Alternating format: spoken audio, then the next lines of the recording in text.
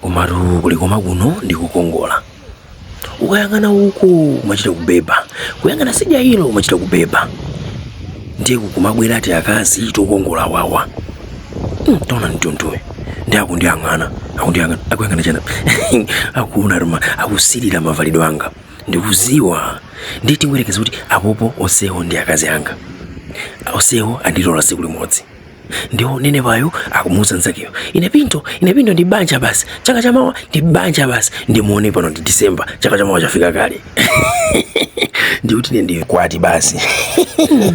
Ndio uyo maklasi yo azina kuti inapinto uchani namtengera kwa makolo anga. Koma chikhalire njo pali tumwina chisiru chinayake chimene chikwazuza anthuwa. Chisiru chotupa mutu basi kukhala kumapanga nkhaza kwa azima yokongola ngatawa. Wina wachitatu wita moneni chimene ngapanga papa mwina ntaona kuti zimene zindisikuvuta. Ntangopanga wina akamsiya kumakulawe, wina akamsiya ku uyofu, wina ntawo makana ipa jalo. Ayende ngabebe amwene chikinyi swati chake chakuti. Nde udaletse kumanguti pinto palipose pinto. Koma ndeni ngachuke zake sisi.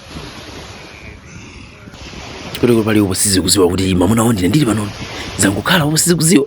Odi ndizizimu se. Nikagwera chua.